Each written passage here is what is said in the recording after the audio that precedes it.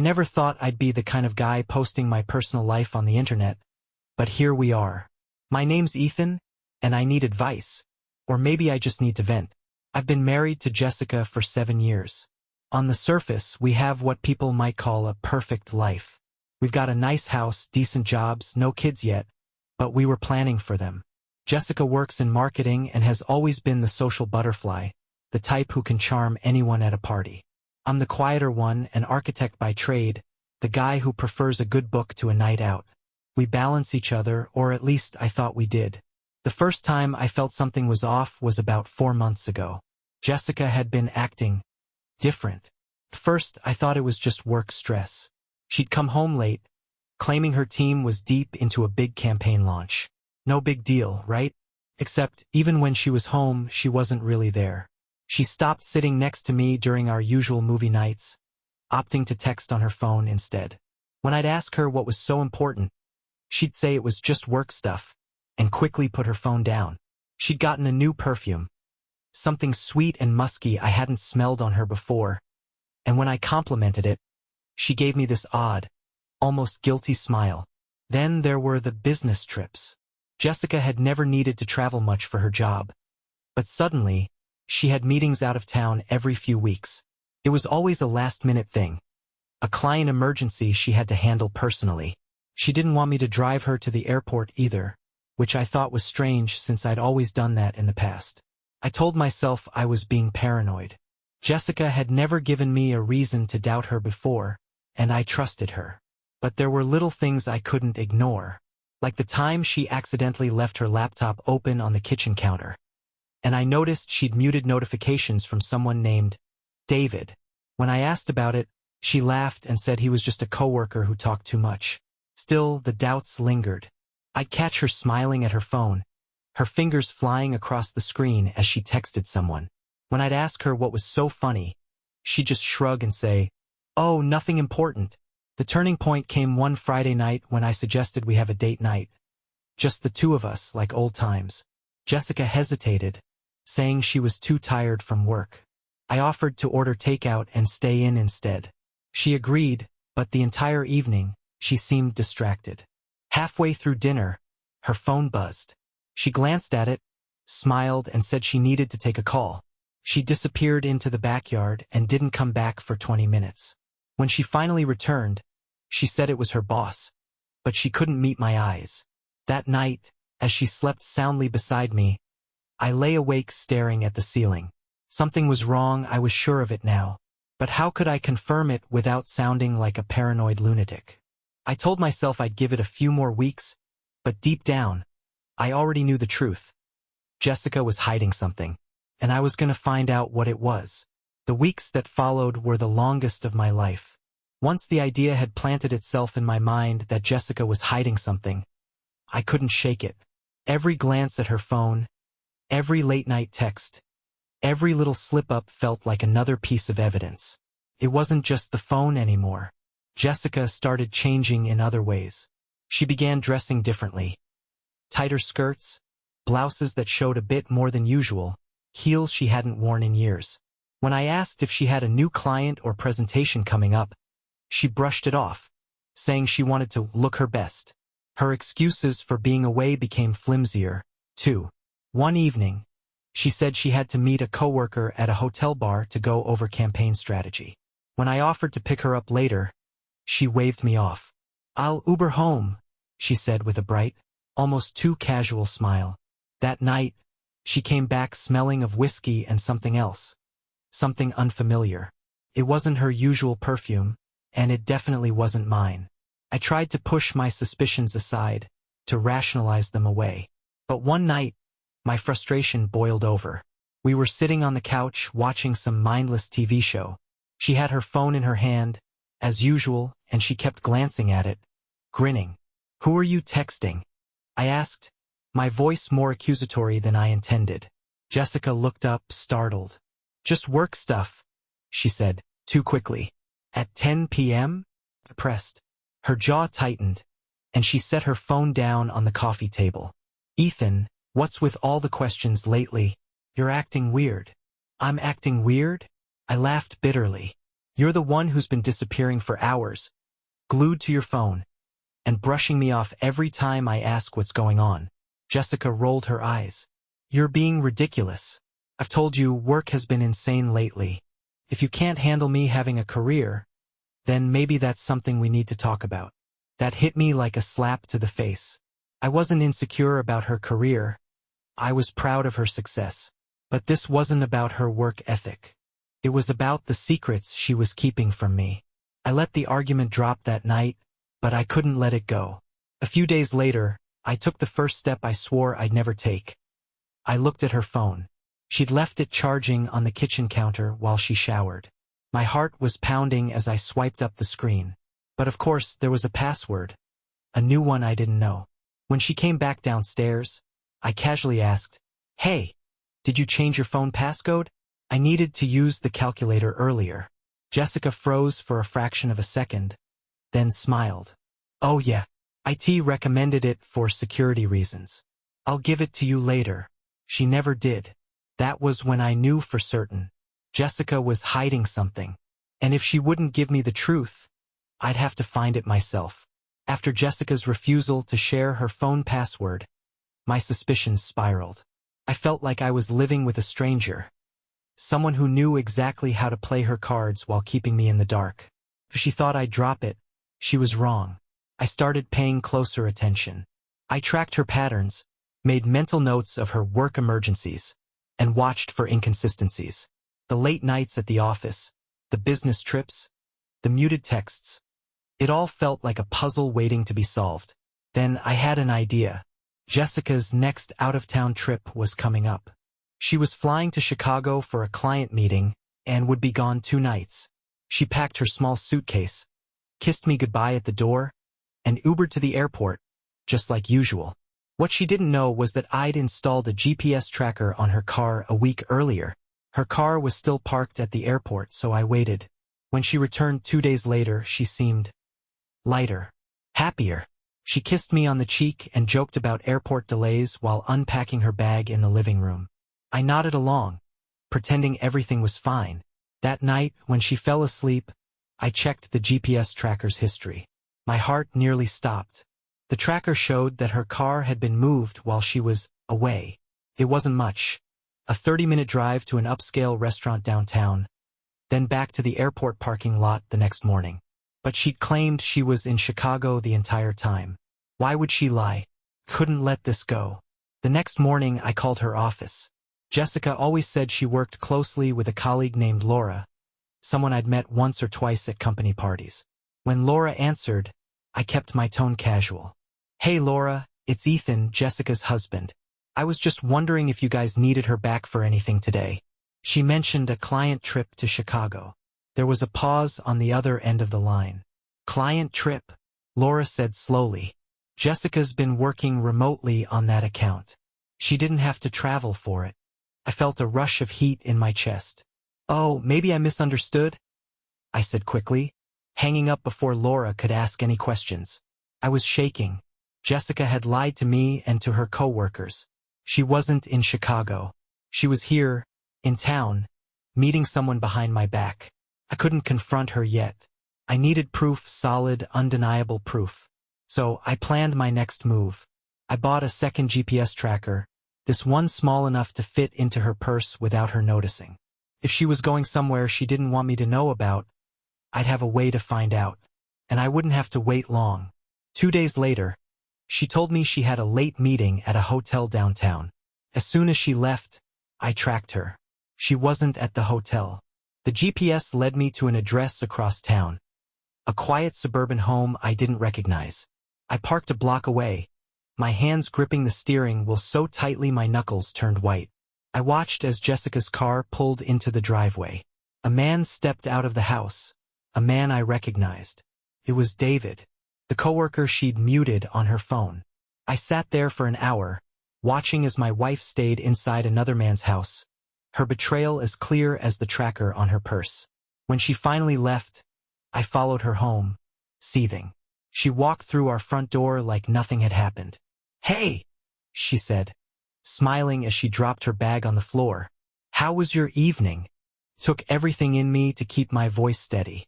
Fine, I said. How was your meeting? She shrugged. Boring, as usual. I nodded, watching her as if I were seeing her for the first time. She had no idea what was coming. Couldn't sleep that night. Every time I closed my eyes, I saw Jessica smiling at David's door, completely at ease, like she had nothing to hide. My blood boiled at the thought of her lying to my face while carrying on an affair right under my nose. But I didn't want to confront her in anger. I needed her to trip up, to expose herself without realizing it. So I waited. The next morning, I acted like nothing was wrong. Over breakfast, Jessica was cheerful, sipping her coffee and scrolling through her phone. How was the meeting? I asked casually, buttering my toast. Ugh, so dull, she said, rolling her eyes. Just the same old back and forth about ad placements. I swear, some of these clients never make up their minds. I nodded, biting back the urge to call her out. Which hotel was it again? I think you mentioned it, but I forgot. She didn't miss a beat. The Regent, she said smoothly. They've got a great conference space, but the Wi-Fi's terrible. My jaw clenched. She was so good at lying, it made me sick. Later that day, while Jessica was out, I started preparing. I printed out the GPS logs from her car and purse, highlighting the addresses and timestamps. I even went as far as pulling up photos of David from her company's website, printing those out too. I needed everything in black and white, indisputable evidence that would force her to come clean. That evening, as Jessica walked through the door, I was waiting for her in the living room. My evidence sat in a neat pile on the coffee table. Hey babe, she said, her voice light. What's for dinner? I didn't respond. My eyes stayed locked on hers, and she hesitated, her smile faltering. What's wrong? She asked, her voice a little too casual. Sit down, I said. Her brow furrowed, but she sat on the edge of the couch, her hands folded neatly in her lap. Ethan, you're scaring me. What's going on? I leaned forward, grabbing the stack of papers and holding them up. Do you want to tell me where you really were 2 nights ago? Or should I start reading these out loud? Her eyes widened, and for the first time, I saw a real panic flash across her face. Ethan, I don't know what you're talking about. Don't, I snapped, slamming the papers onto the coffee table. Don't insult my intelligence, Jessica. I know you weren't at the Regent. I know you weren't in Chicago last week. I know you were at David's house. Her mouth opened and closed like a fish out of water, but no sound came out. Do you want me to keep going? I asked, my voice cold. Because I've got timestamps, locations, everything. I even know how long you stayed there. Finally, she spoke, her voice shaking. It's not what you think. I laughed bitterly. It's exactly what I think. So, why don't you save us both some time and tell me the truth? She looked down at her hands, her face pale. Ethan, You what? Pressed. You've been lying to me for months. You've been sneaking around, meeting him behind my back. What am I supposed to think? Jessica's head snapped up, and suddenly her expression changed.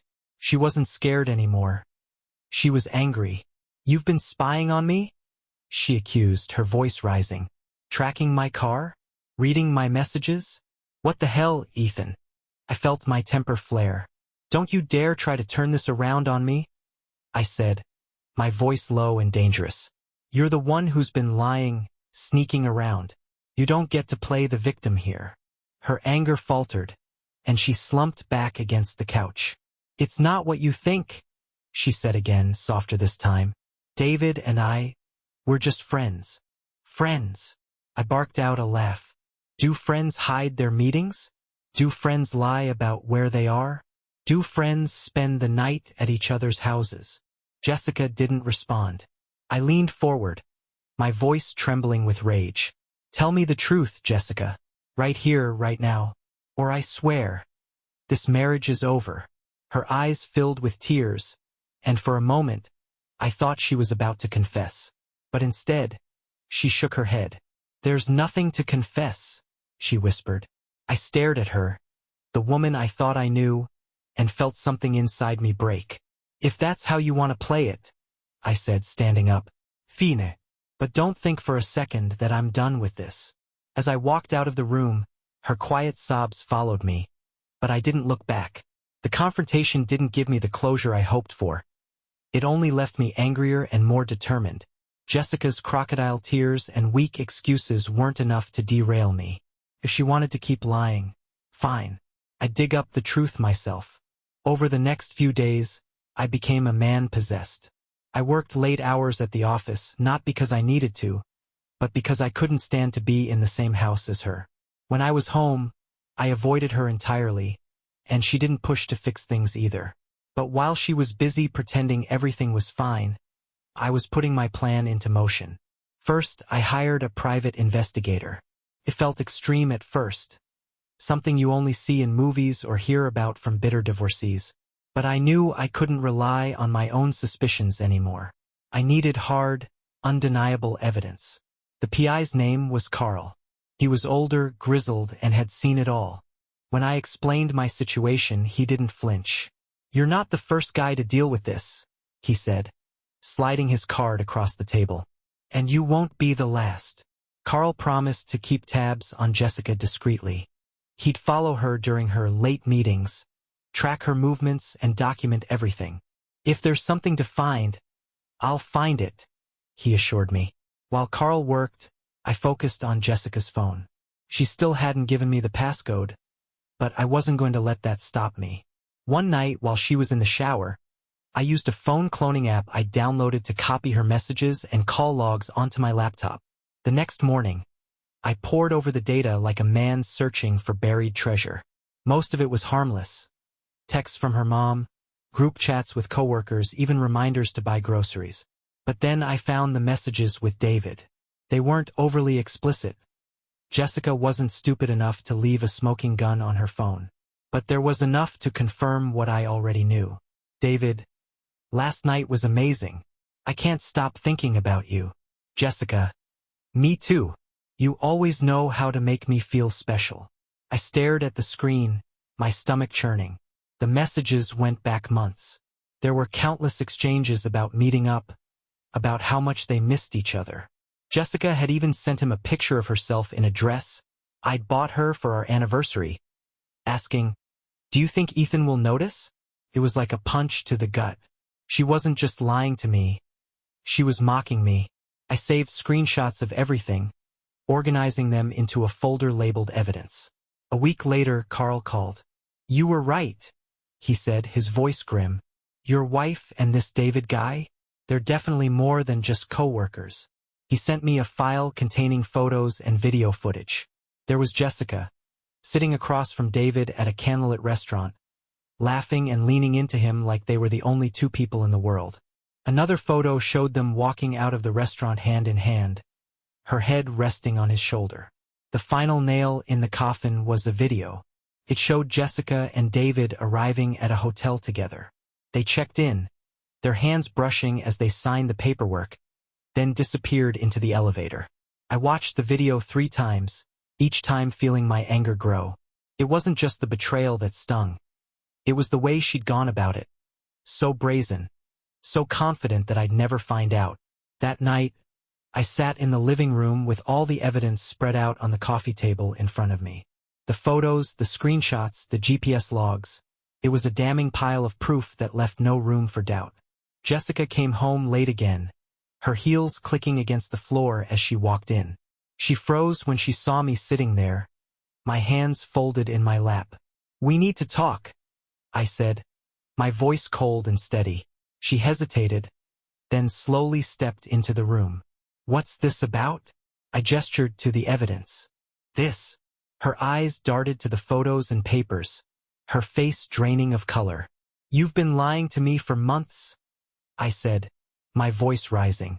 "You've been sneaking around, meeting him, staying in hotels. Did you really think I wouldn't find out?" Jessica opened her mouth to speak, but no words came out. "I've got it all right here," I continued, pointing to the pile.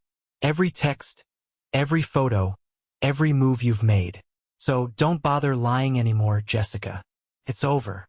She sank onto the couch, burying her face in her hands. "Ethan, I'm so sorry," she sobbed. But I didn't feel sorry for her. Not anymore. Jessica's sobs filled the room as she sat hunched over, her face hidden in her hands. The sight might have broken my heart once, but not now. Not after everything I'd uncovered. "Ethan, please," she choked out between sobs. "I can explain." I leaned back in my chair, crossing my arms. "Go ahead. Explain." She lifted her head, her tear-streaked face contorted with desperation.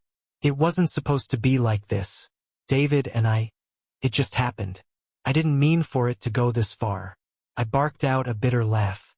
"It just happened? Jessica, affairs don't just happen. You don't accidentally lie to your husband, sneak around, and book hotel rooms with another man. That's not a mistake. It's a choice. Repeated choices."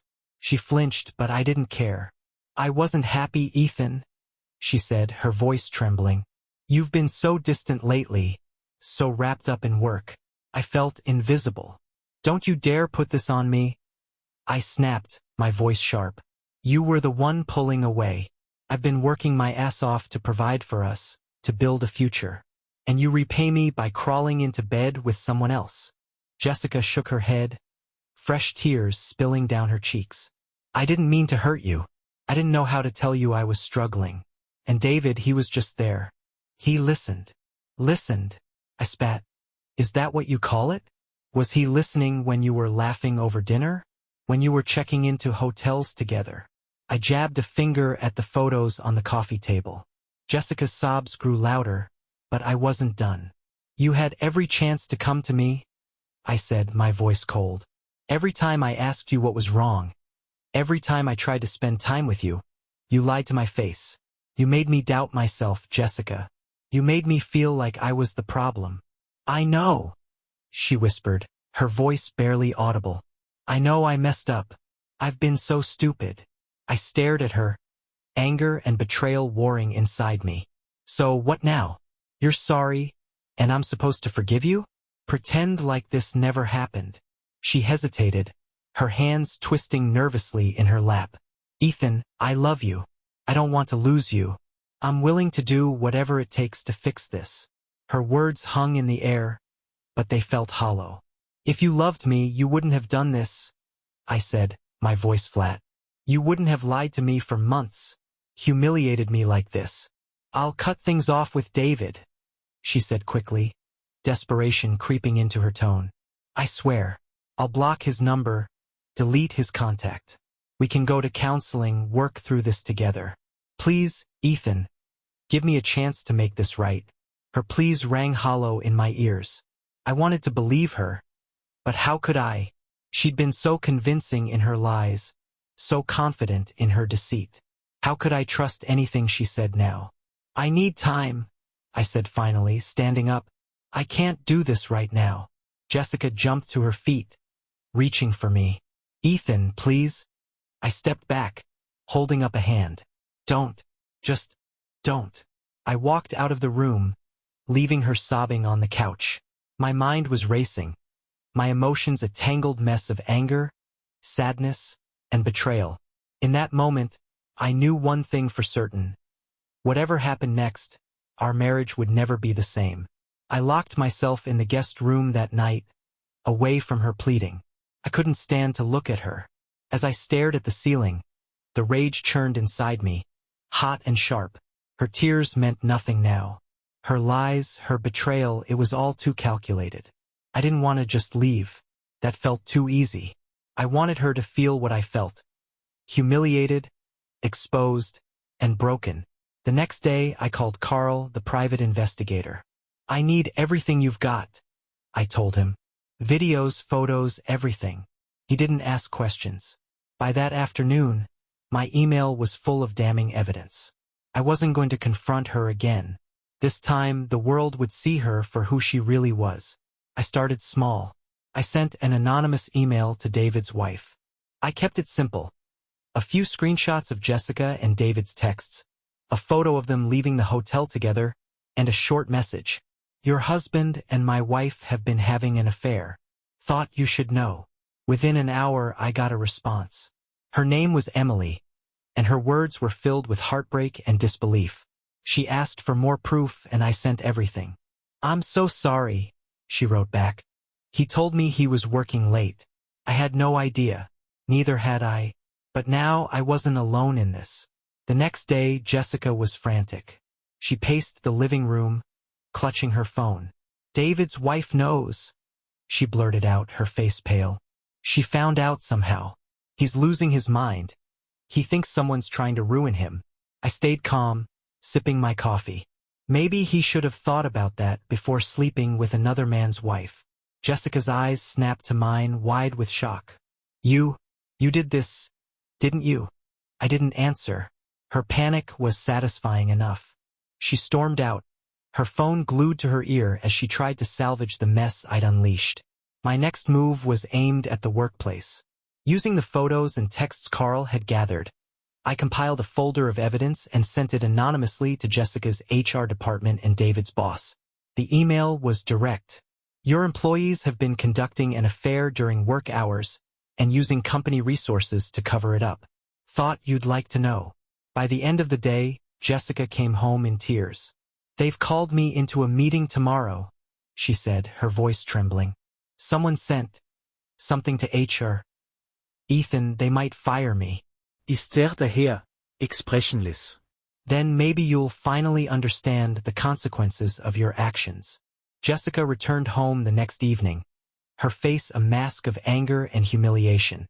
"They put me on suspension," she spat, throwing her bag onto the couch.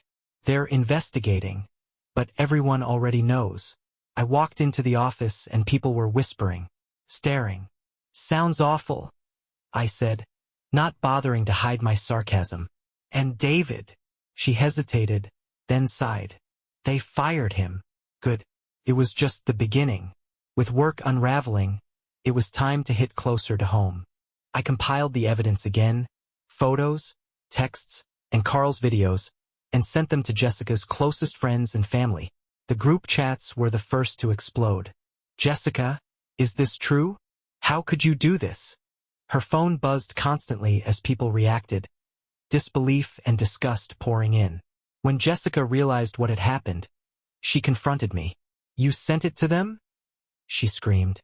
"They deserve to know who you really are," I replied coldly. "Just like I had to find out." She stormed out of the house, her world collapsing piece by piece. The days that followed were eerily quiet. Jessica stayed locked in the bedroom most of the time, leaving only to pace the house or make frantic phone calls. Her family stopped responding to her messages. Her friends pulled away one by one. Even David had gone silent, his wife filing for divorce and taking their kids.